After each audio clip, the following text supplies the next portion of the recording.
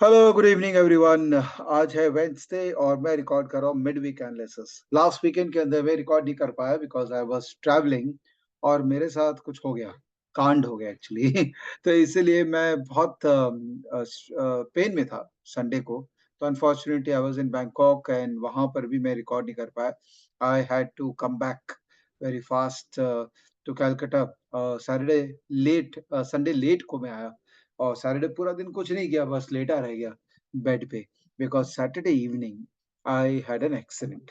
और इतना random accident हुआ है, कुछ नहीं था। रास्ते में वॉक कर रहा था, जो पेडेस्ट्रियन होते हैं थाईलैंड में, बैंकॉक में, वॉक कर रहा था, सडनली वहाँ पर डार्क था और सीढ़ी थी 2 और मैं धम करके सीढ़ी से गिरा और मेरे नी के ऊपर में डायरेक्टली मैंने पूरा बॉडी का वेट दे दिया एंड अनफॉर्च्यूनेटली मेरी राइट नी के अंदर में फ्रैक्चर हो गया।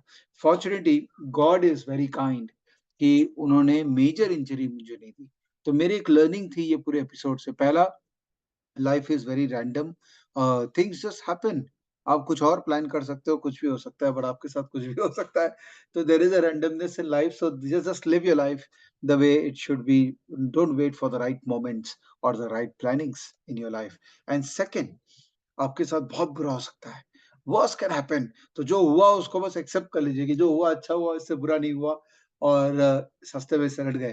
तो ये 2 बहुत बड़ी लर्निंग मुझे मिल गई, तो आई होप आप भी मेरी इस लर्निंग से कुछ लर्निंग लेंगे। चलिए मार्केट की बात करते हैं।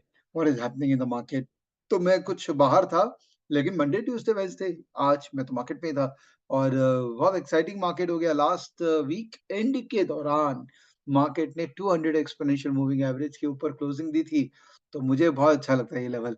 इसके ऊपर बंद होने पे मेरे स्टॉक्स में मोमेंटम आइडियाज़ बहुत भर-भर के आते हैं और मैं आराम से उनके अंदर में काम करता हूँ। तो yes, I am building on my positions now because market 200 exponential moving average के ऊपर बंद हो चुका है। तो मुझे लग रहा है मोमेंटम आ गया मार्केट में। तो इस वीडियो का यही क्वेश्चन है, क्या मार्केट में मोमेंटम आ गया?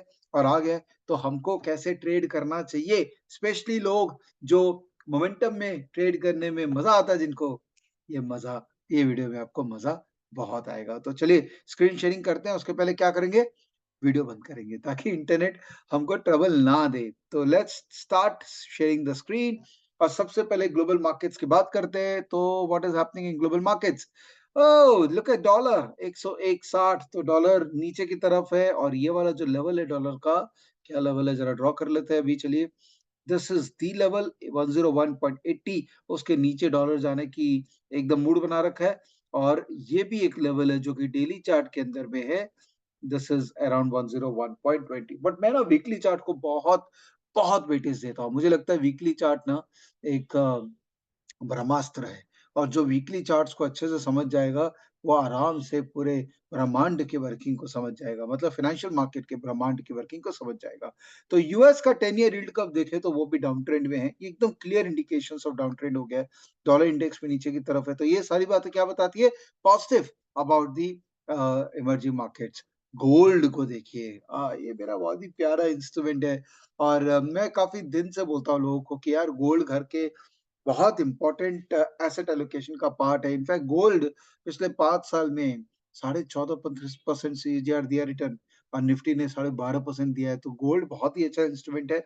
इसमें कांस्टेंट एसआईपी करते रहिए। ये मत सोचिए किस भाव में करना है, किस भाव में नहीं करना है। कांस्टेंट एसआईपी चलते रहना चाहिए। वन टाइम बाइंग ये सब इंस्ट्रूमेंट्स में नहीं होनी चाहिए। इमर्जिंग मार्केट्स इंडेक्स के अंदर में क्या चल रहा है? इमर्जिंग मार्केट इंडेक्सेस और मोटा-मोटी कंसोलिडेट कर रहा है। आई थिंक ये अप ट्रेंड की तरफ ही है अब। अब मुझे नहीं लगता कि बहुत ज़्यादा मंदी का स्कोप है, क्योंकि नीचे में निफ्टी ने बहुत ही प्यारा बेस बना लिया। Look at this base. याद है मैंने एक ट्वीट भी किया था कि 16,850 के नीचे मार्केट नहीं जाना चाहिए और ये देखिए, इनफैक्ट उस ट्वीट के अंदर में कई लोगों ने मुझे ट्रोल भी किया था। हाँ, मैं आपको वो ट्वीट दिखाता हूँ, जहाँ पे मैंने कहा था कि डेटा बोल रहा है कि मार्केट 16,850 के नीचे नहीं जाना चाहिए। तो चलिए मैं आपको दिखाता हूँ वो ट्वीट। नॉट दैट मैं ये कह रहा हूँ कि देखो मैंने बोला था ना, बट एक जनरल मैं बात बताता हूँ कि डेटा ओरिएंटेड हम कुछ भी काम करेंगे ना, तो उसका सैनिटी है। ये देखिए, why Nifty 16,750 could hold because of these reasons and data which I give and market definitely recovered from this. 1000 point का निफ्टी का तेजी आ गया वहाँ से। ऑल्दो नीचे 16,750 नहीं गया था, बट 16,850 यहाँ तक तो जाके आया मार्केट, तो एक अपॉर्च्युनिटी थी, रिवर्सल जहाँ मिले वहाँ बाय करो। दूसरी बात अच्छी गुड न्यूज़ ये है कि ये जो निफ्टी का 200 एक्स्पोनेंशियल मूविंग एवरेज है, ये 17,520 इसके ऊपर में मार्केट चल रहा है। तो मुझे लगता है कि ओवरऑल मार्केट के अंदर में अब स्टॉक स्पेसिफिक मोमेंटम प्ले करते रहना चाहिए। एक बार ये अपने इंडाइसेस का देख लें। इंडाइसेस के अंदर में देखिए Nifty, bank Nifty, mid cap और स्मॉल कैप। तो अगर आपने इस बार पैसे नहीं बनाए, तो कब बनाएँगे पैसे? यही सब मूवमेंट्स का तो इंतज़ार रहता है मार्केट में जब चारों इंडाइसेस एक ही बात कर रहे हैं, एक ही भाषा में बात कर रहे हैं और मार्केट उसी में भाषा में मूव कर रहा है, तो it was a great opportunity to make market money in market. पर निफ्टी यहाँ से क्या करेगा? ये देखिए निफ्टी का ये जो ऊपर का लेवल है ये दिख रहा है आपको? 17,800 के करीब ये लेवल और अभी का लेवल ये मोटा-मोटी इन सिंक है। बैंक निफ्टी भी अपने ऊपर के रेजिस्टेंस पे आ गया है, तो हो सकता है मार्क माय वर्ड्स हो सकता है मार्केट यहाँ से करेक्ट कर जाए और आपको ऊपर से नीचे का एक लेवल मिल जाए। बट मुझे नहीं लगता मार्केट 17,500 के नीचे जाएगा, तो 17,800 से 17,500 का जो जर्नी है, उसमें 300 पॉइंट का निफ्टी का आपको एक चांस मिल रहा है कि आप पैसा बना सकते हैं। But definitely market 200 exponential moving average के ऊपर रहने में ही इंटरेस्टेड है। तो आप इस पे कैसे ट्रेड करेंगे? वेल, ट्रेड करने का तरीका तो मैंने बहुत ही सिंपल कर रखा है। मैंने स्टॉकेज बना रखा है। इससे सिंपल, इससे इफेक्टिव और इससे ज़बरदस्त एटीएम इंडिया में आपको नहीं मिलेगा। सिंपल तरीके से मैं इस पे ट्रेड करता हूँ। 2 तरीका मैं अपनाता हूँ, जो मैं आपको बार-बार बोल रहा हूँ। पहला चार्ट पैटर्न्स देखता हूँ और डेली चार्ट के अंदर में चार्ट पैटर्न्स में जो स्टॉक आ रहे हैं, उन स्टॉक्स के अंदर में पोज़ीशन बिल्ड करता हूँ। जैसे आप स्टॉक्स देखिए और आपको खुद पता लगे, ये देखिए, ये चार्ट पैटर्न का कमाल देखिए, कैसे डॉक्टर रेड्डी में एक ज़बरदस्त मूवमेंट आई आफ्टर ये चार्ट पैटर्न आया।